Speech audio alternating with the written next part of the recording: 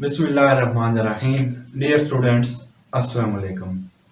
अभी हम पढ़ेंगे ट्रांसफॉर्मेशन ऑफ वेलोसिटी, या हम इसको एडिशन ऑफ वेलोसिटी भी कह सकते हैं लॉरेंट्ज ट्रांसफॉर्मेशन के लिए, क्योंकि हमने इससे पहले ये तो फाइंड कर लिया था कि एक इवेंट अकोर हुआ है और एस फ्रेम के अंदर जो ऑब्जर्वर वैल्यू फाइंड करेगा वो क्या होंगी, स्पेस कोऑर्डिनेट और टाइम कोऑर्डिनेट की, और जो एस प्राइम के अंदर बैठा हुआ है वो जो वैल्यूज फाइंड करेगा वो क्या होंगी, या जो एक फ्रेम के अंदर हमने वैल्यूज फाइंड की हैं उसको दूसरी फ्रेम ऑफ रेफरेंस की कोऑर्डिनेट्स में कैसे ट्रांसफॉर्म कर सकते हैं।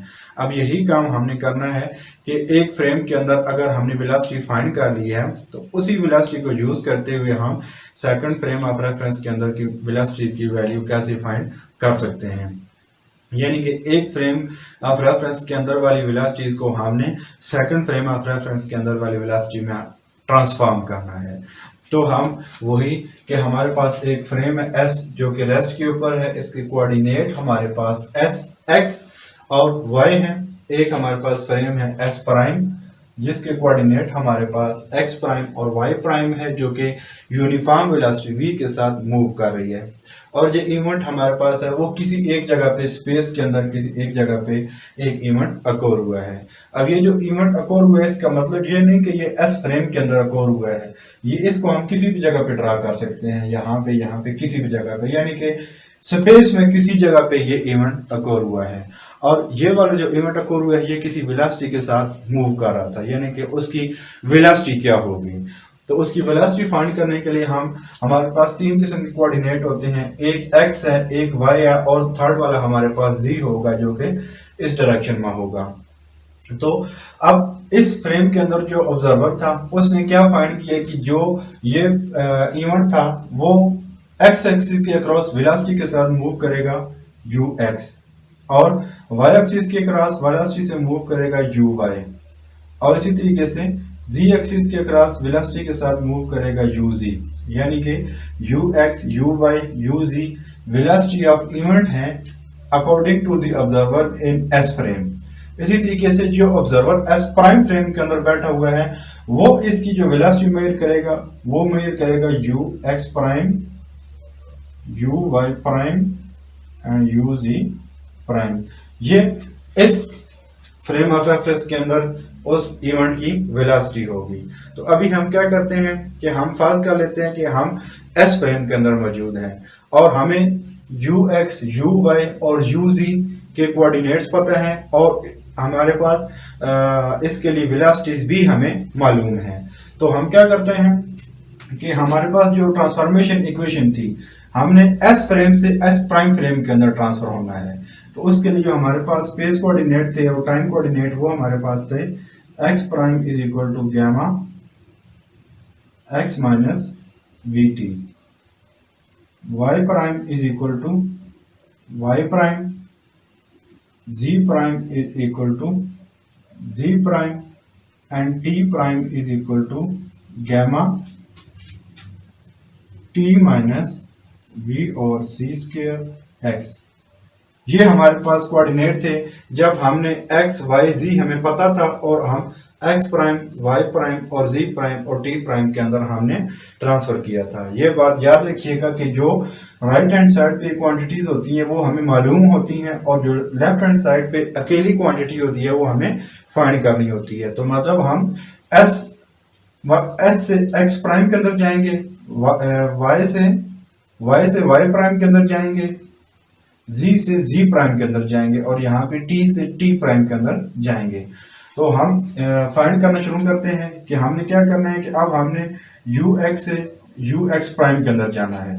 तो हमें यू एक्स प्राइम की वैल्यू फाइंड करनी है जो कि डी एक्स प्राइम और डी टी प्राइम के बराबर होगा। इसी तरीके से हमने यू वाई से यू वाई प्राइम के अंदर जाना है, यानी कि यू वाई प्राइम हमने फाइंड करना है। तो यू वाई प्राइम जो होगा वो डी वाई प्राइम और डी टी प्राइम के बराबर होगा। इसी तरीके से यू जी से यू जी प्राइम के अंदर जाना है, यानी कि हमें यू जी प्राइम की वैल्यू फाइंड करनी है जो कि डी जी और डी जी प्राइम और डी टी प्राइम हमारे पास वैल्यू मौजूद होगी। अब देखा जाए डी एक्स प्राइम चाहिए, डी वाई प्राइम चाहिए, डी जी प्राइम चाहिए और डी टी प्राइम जो है वो हमें चाहिए। तो हमें इसका डेरिवेटिव लेना पड़ेगा। तो डेरिवेटिव लेते हैं। डी एक्स प्राइम क्या होगा, अगर हम इनका डिफरेंशियल लें, गामा कांस्टेंट उसके ऊपर अप्लाई नहीं होगा, डी एक्स एक्स के ऊपर डिफरेंशियल अप्लाई होगा, वी के ऊपर अप्लाई नहीं होगा क्योंकि ये यूनिफॉर्म यानी कि कांस्टेंट वेलोसिटी है। तो वी भी बाय और टी के ऊपर डिफरेंशियल अप्लाई होगा। ये हमारे पास डी एक्स प्राइम की वैल्यू आएगी। इसी तरीके से D Y prime is equal to D Y, Y के ऊपर भी डिफरेंशियल अप्लाई कर दिया, जी के ऊपर भी, D Z prime is equal to D Z. इसी तरीके से हमने टी प्राइम के ऊपर भी डिफरेंशियल अप्लाई करना है। तो D T prime is equal to gamma D T minus V और C square D X. Constant terms के ऊपर डिफरेंशियल अप्लाई नहीं होगा। अब हम यू एक्स प्राइम की वैल्यू फाइंड करते हैं। यू एक्स प्राइम जो कि डी एक्स प्राइम और डी टी प्राइम के बराबर है। तो डी एक्स प्राइम की वैल्यू हमारे पास ये वाली है, gamma D X minus V D T. D T prime की वैल्यू हमारे पास ये वाली है,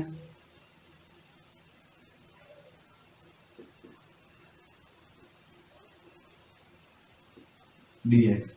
गैमा गैमा दोनों से कैंसिल। तो हम एक और काम करते हैं कि ये जो अंदर वाले टर्म्स हैं इनमें से डी टी को कॉमन लेते हैं। जब डी टी को कॉमन लेंगे तो इसके साथ डी टी मौजूद नहीं है तो इसके साथ वो डिवाइड हो जाएगा, और इसके साथ डी टी मौजूद है तो वो कॉमन आ जाएगा। इसी तरीके से डिनोमिनेटर में जो टर्म्स हैं उनमें से भी हमने डी टी को कॉमन लेना है। तो इसमें डी टी मौजूद है वो कॉमन आ जाएगा, लेकिन इसमें डी टी मौजूद नहीं है तो वो साथ में डिवाइड हो जाएगा।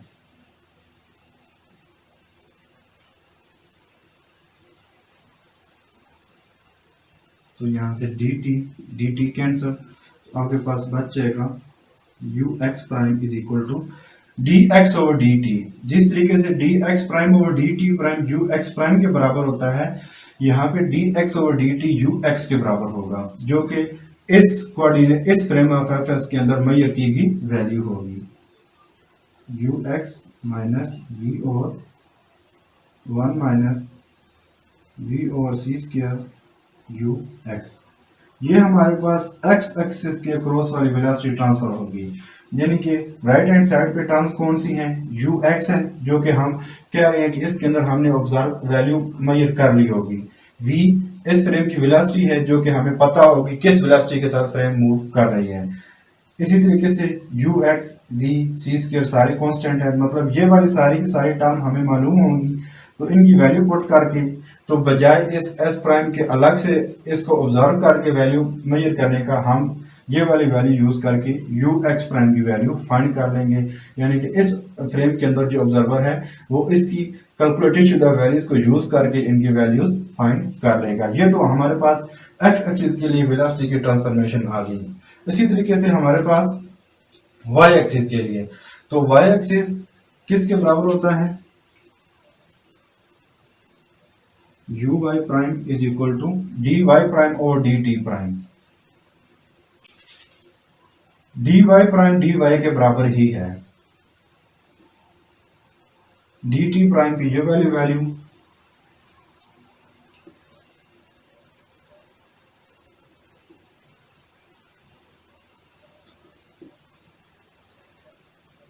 ऊपर भी डी टी को कॉमन लें, नीचे भी डी टी को कॉमन लें। ऊपर डी टी मौजूद नहीं था तो वो लाजमी डिवाइड हो जाएगा।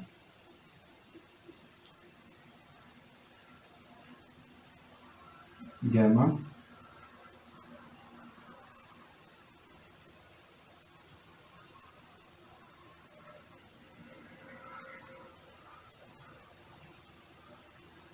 तो डी टी से कैंसिल।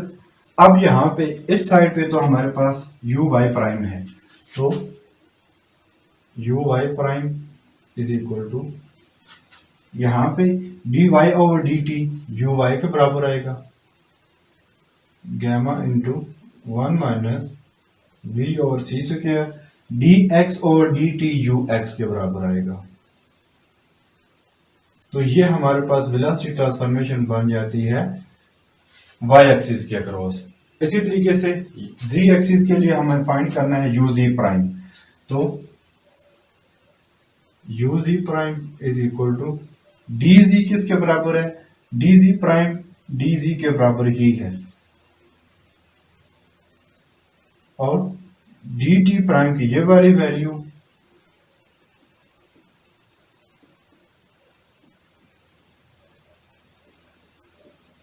न्यूमिनेटर और डिन्यूमिनेटर से dt को कॉमन लें। यहां पे dt मौजूद नहीं है तो वो डिवाइड हो जाएगा।